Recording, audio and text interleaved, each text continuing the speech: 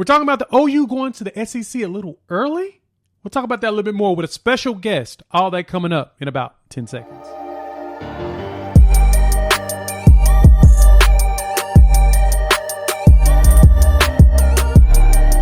What's good, everybody? It's your boy Jay here with Unfair Sports, talking OU football, college football, and sports in general. And in this video, we're going to be talking to my boy PG about OU going to the SEC a little early. What's good, everybody? I'm really excited for this show here on Unfair Sports. We got a special guest, my boy Preston Gant of the PG Show. Preston, what's going on, my man? Not a whole lot. Just did the work day, and I'm ready for college football Saturday. Oh, yeah, I'm just as excited. And so Preston has his own channel and everything. Preston, let the people know where they can find you. Yeah, you guys can find me on YouTube, The PG Show, or on any of the major podcast platforms, Apple, Spotify, and Google, The PG Show as well. Or you guys can find me on Twitter, The PG Show _. Sweet. And you'll see all this information also in the description. And we've got a lot of things to talk about. So we're going to jump into some recent news that came out, which Preston has a video on, but you can go ahead and check that out. We'll make sure to link that here on our YouTube. We'll have that. We'll talk about the SEC and OU conversations. We're going to talk about some recruits that was at the last game and some intel that PG's got, and then we'll close things off with OU Nebraska as we prepare for that this weekend. So, PG, we're going to start with this news that just came out. So, Pete Thamel over at ESPN just dropped a bombshell this afternoon, and is talking about Oklahoma and Texas's future schedule. So if you know, Oklahoma and Texas both have games on their schedule with SEC opponents, and since they're moving to the SEC soon, some high-profile folks, the SEC has announced, they have directed Georgia and Tennessee to postpone their scheduled games with Oklahoma because the Sooners are on their way to the SEC.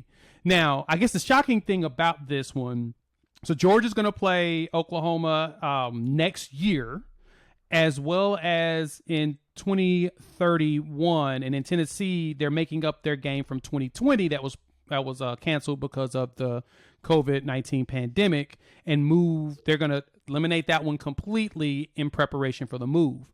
Now, Texas still has their game with Alabama next year, which makes things even more fascinating. So, PG, when you saw and heard this news, what jumped out to you the most about the SEC directing Oklahoma to pull back on this Georgia and Tennessee slate? Well, the one thing that I noticed the most was all of the overaction by fans here. So everybody's all excited. Hey, we're going to the SEC. Well, let's slow our roll here. We might not be going to the SEC as quickly as you think because, again, we mentioned that Alabama-Texas game in 2023, which the SEC has directed them to continue that game to finish that home-and-home series. Let's not look into this too much because you don't want to play Georgia in 2023 and then have to go into an SEC conference schedule in 2024, which if you guys watch the channel, you guys have heard me talk about plenty of times, especially with the recent developments of the college football playoffs changing.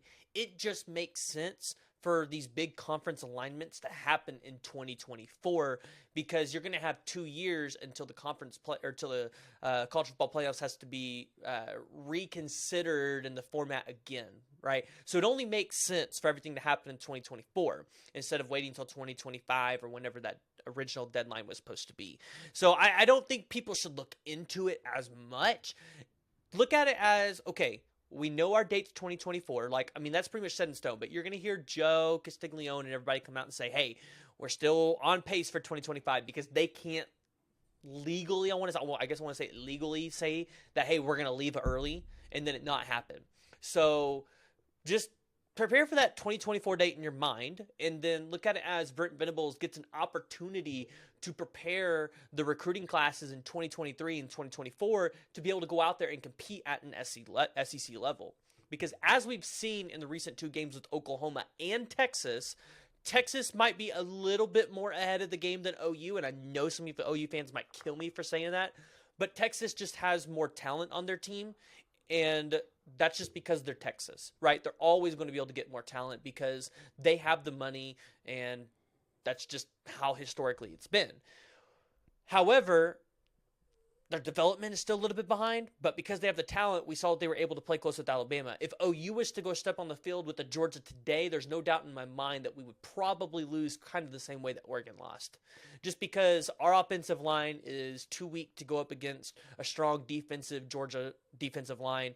Additionally, our defensive line, I don't know if it's deep enough to sustain a whole SEC season, right? It's nice to have really high-rated 4-star guys that are basically 5 stars, and then a bunch of 5-star guys on their defensive line with additional really high 4-star guys and maybe even some 5-star guys sitting on the bench ready to come in and help out some of those guys if they get hurt or if they're tired. So I think this is a good thing for Oklahoma. I would have liked to have seen us move in 2025 to just give us another year of preparing, because it's Brent Venables will probably tell you it's really hard to turn around an SEC-style class this quickly and start stashing up this talent.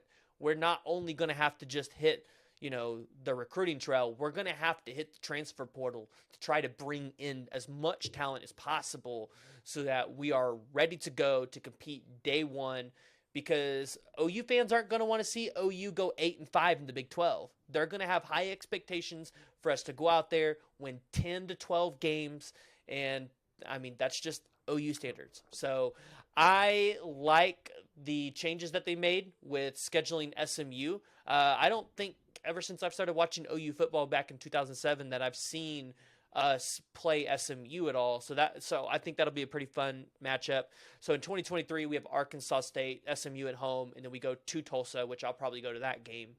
And then 2024, we have Temple and Tulane. So I'm curious to see who that third team is that they fill in.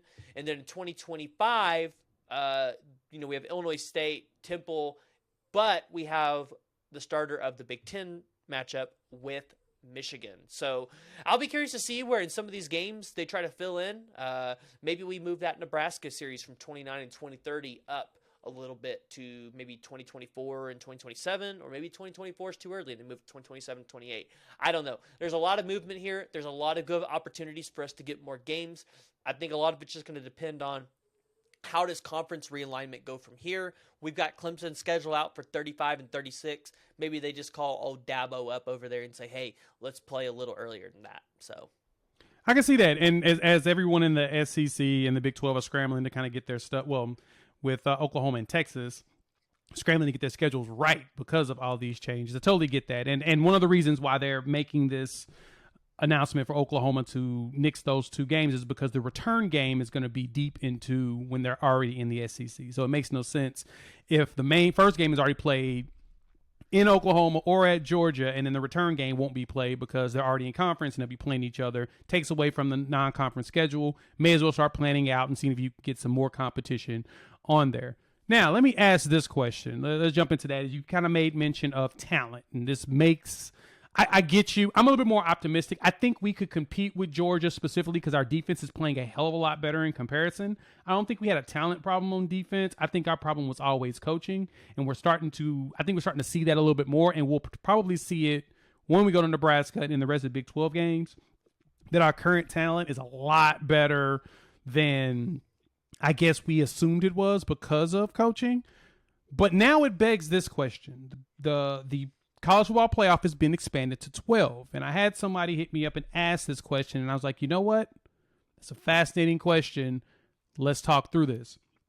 Should Oklahoma and Texas reconsider their move to the SEC now that the college football playoff is guaranteed to have 12 teams in there? Do you think it's logistically smarter for them to stay, dominate the Big 12, and always have a spot? Because only 2 spots will probably come from each conference in most capacities. And unless you're the runner-up in the conference championship, there's a good chance you won't make it because of course, we know how grueling a SEC schedule is. Do you think it's smarter for Oklahoma and Texas to think about staying in the Big 12 now that we've got this expansion? No, because the talent goes to the SEC. And really, you see that even with the Big Ten. The Big Ten does not have the talent the SEC has, because the SEC has prided themselves and built their brand on an NFL style, play of football.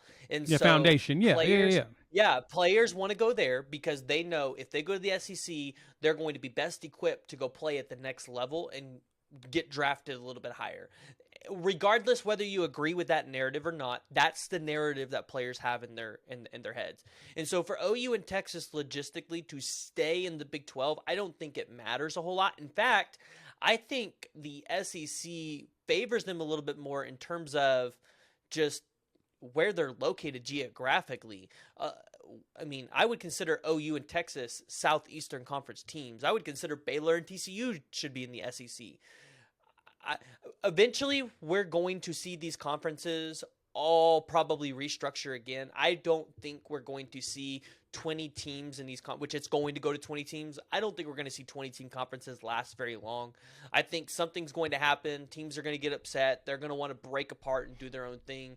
I feel like, we're in a media boom right now, and I feel like that wealth could actually be expanded around a little bit, and you could have a little bit more competitiveness. So I just think we're in a phase, and I think, maybe here in 10, 15 years, we go back to a model where, or maybe they try to restructure to a point where it's like, hey, all the Texas schools and Oklahoma and, whoever else are in a conference with Bama and LSU and, the Georgia and Florida schools and Carolinas are all there. I don't know. There's a good chance that could happen eventually way down the road. I think right now the move to the SEC makes sense because of money, because of talent, and we all know that the way the standard that has been set in Norman will lead us to be able to compete at a high level in the SEC. I just don't want us to go in there the first year or two and really, really struggle because we're not recruiting at the level that Alabama and Georgia are at.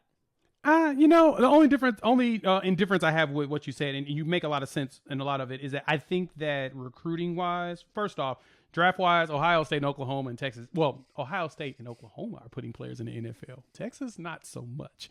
We do it every year, regardless. So does Ohio State. They still, outside of the SEC, they're probably the school that produces, the most NFL talent. We do as well, which is good. That's that standard. And like you said, they like the fact that having another school that sends players to the NFL, it looks really good on the conference itself. It's like, oh yeah, we got Oklahoma too. See all the linemen and the skills positions and quarterbacks they produce?